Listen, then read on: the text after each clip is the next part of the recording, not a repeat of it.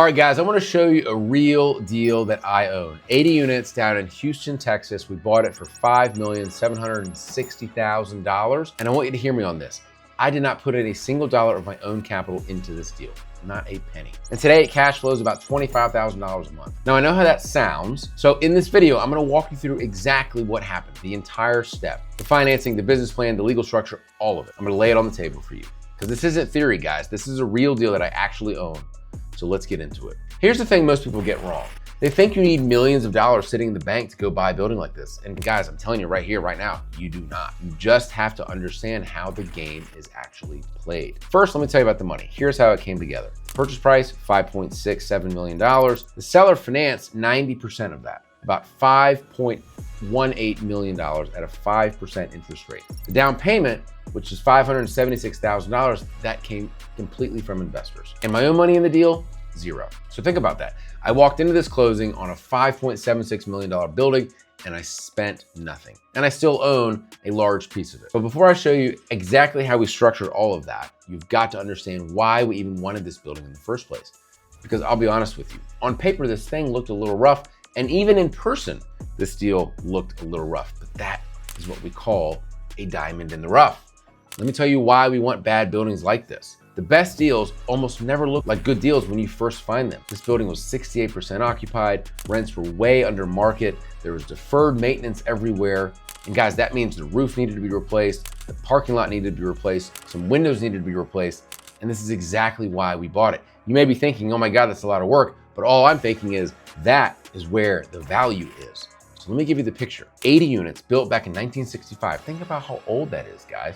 This building's been around for, 60 something years on the south side of Houston, real close to the medical center, which was one of the biggest employers in the whole city. When we bought it, almost a third of the building was sitting empty. Rents were averaging about $600 a unit. The market in that area, closer to $960 a unit. So think about that. $360 of built-in organic rent growth immediately. And we paid $72,000 a door for it in a market where stabilized buildings are trading for $100,000 a door and up. So the upside was baked right into the price. I didn't need the market to go up. I didn't need interest rates to drop because I had seller financing. I just needed to go in, get the work done. But guys, let me tell you, none of that matters if you can't figure out how to actually finance the thing. And this is where most investors get completely stuck right now, especially when interest rates are rising. It's a tough environment. Let me show you how we got around that. The seller actually becomes our bank. Now, if you go into the bank for this deal, at today's numbers, at today's rates, the numbers would not have worked. The deal would have been dead on arrival. The debt would have eaten all the cash flow. So we didn't use a bank at all. We used seller financing, or creative financing as they call it. The seller agreed essentially to carry 90% of the purchase price. That's about $5,180,000 at a 5% interest rate over 30 years, interest-only payments, 5%. At the time when commercial mortgages are sitting around 7%, sometimes higher, that was a great deal. And that's why the deal actually works. Now, the difference right there, the difference between this deal working and this deal being dead is that seller financing. Now, you might be wondering, why would a seller ever do that? Simple. When a seller carries the financing, they spread out their capital gains tax instead of taking a huge hit all at once. They get a steady stream of income coming in every month at a nice interest rate. For the right seller, it's a win. So sellers basically become our bank, and you have to find a seller that doesn't need the money right away. And the down payment, that $576,000 we talked about, plus another $250,000 for our acquisition fee and working capital, all of that came from investors. So you do have to learn how to raise capital from investors to make this type of deal work. So we raised a little over $800,000. And again, my money in this deal, zero. Now here's where it gets interesting, because raising 800 grand from investors, that's not as simple as just calling up your buddies and asking for a $20,000 check. There's a right way to do this, and there's a very wrong way to do that. And the wrong way puts you right square in front of the SEC. I'm gonna come back to that because that's my bread and butter. But first, I wanna show you the business plan, because this is how you take a building that's 68% occupied and turn it into a $25,000 cash flow machine. It's like this. And honestly, multifamily value add is simple when you break it all down.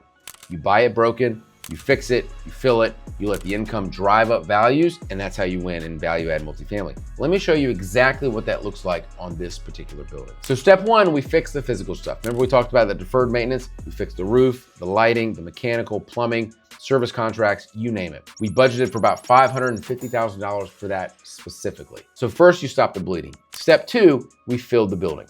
We take those empty beat up units and we get them all lease ready. Now again, this is a C-class property. We're not filling it with A-class tenants. We're not trying to take it from a C-class to an A-class. We're just gonna make it a really good C-class. And by doing that, we take it from 68% occupied up to 90% occupied. Now, step 3, we bring rents up to market. 1 bedrooms we're renting for about $543. The market says around $850.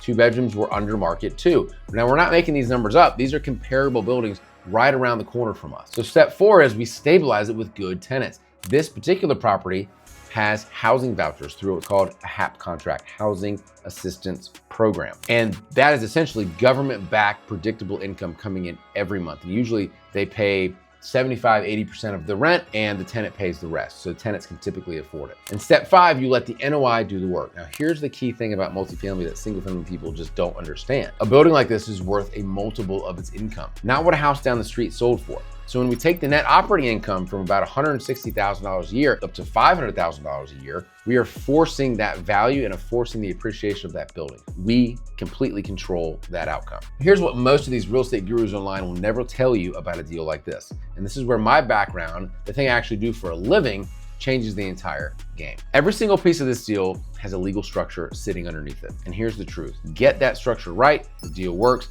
everyone's protected. Get it wrong, the SEC comes knocking on your door, your partners may sue you, and the deal falls apart. You see, the moment you take that $800,000 from passive investors, that is a securities offering, whether you know it or not. And that, my friends, is federal law. So on this deal, we did it the right way. We had proper entity structuring, we had a private placement memorandum, subscription documents, the Reg D filing with the SEC, all of it. And what most people do, they raise money from friends and family on a handshake, no documentation. They have no idea they just broke securities laws. I know because I'm the guy they call to clean it up after. And sometimes, folks, it can't be cleaned up. And it's not just the investor side. The seller financing documents have to be airtight as well. Because at the end of the day, the seller is your bank. So the seller has an enforceable security interest in your property. If there is a default, seller can foreclose. So what happens if there's a default? What are the cure periods? What are the remedies? These are the provisions in this agreement that needs to be baked out. You got to lock those down before you sign any document. And here's my edge, and I'll just say it plainly. I'm the attorney on this deal.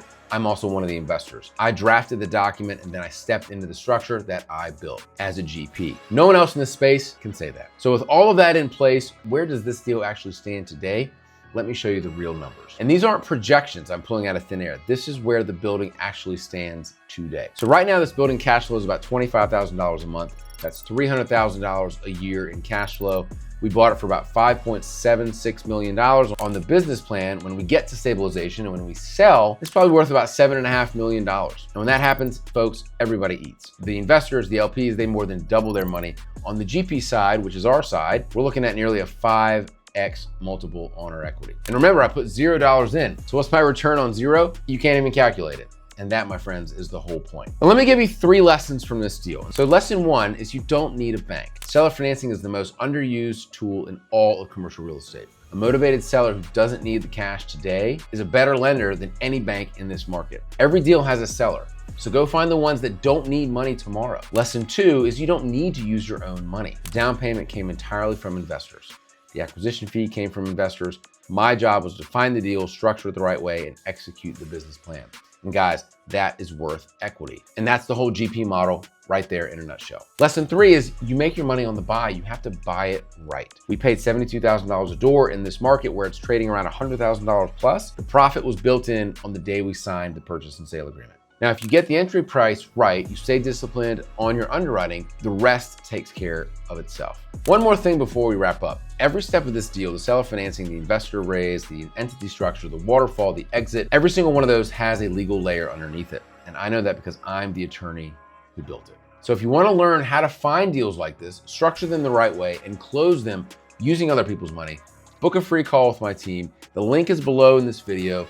We'll look at your situation and show you exactly where you can start, how we can help, or how to point you in the right direction. My name is Todd Robinson. I'm a commercial real estate attorney. I've got a $100 million portfolio, and I've built every bit of it using this exact system. Now go build yours.